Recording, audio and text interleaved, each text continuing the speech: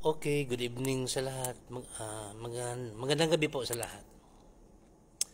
Mag-comment ako nito uli dahil nag-comment kasi ako doon noon ni Megan Aguilar dahil yung time na in-interview yung katatanggap lang nila ng pera ni Sir Rapi Tolfo ng 10,000, tapos pag sumagot sila tawa-tawa mga ganun ba. May comment kasi ako sa kanila negative tungkol sa kanila. Okay. Ang katapusan natin nakita siya ay yung nag-live siya, yung gusto na niyang tumalon sa sa building, di ba? Pagkatapos noon wala na tayong narinig sa kanya. Iwan ko kayo kung may narinig kayo. Ako totally wala na akong napanood sa TV. So ito ang nangyari. 12 days ago, in-interview pala siya ni Sir Julius Babaw. In-interview siya ni Julius Babaw.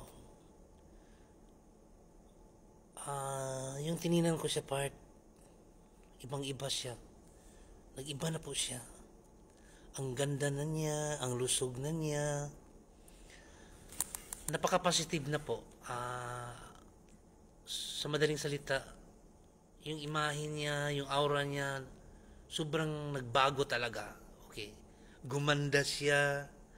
Napakatino na po kausap. Basta iba talaga, iba na po. Hindi na katulad yung nakikita natin na sobrang payat, naglalim dito. Ngayon okay na siya. Okay na. In-interview siya ni Sir Julius.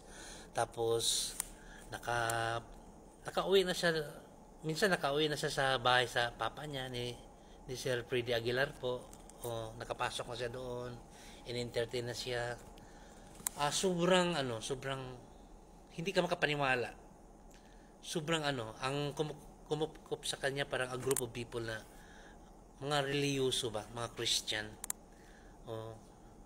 Yun ang nagkup sa kanya po. Mga alam mo na, malapit sa taas. Mga mabait na tao.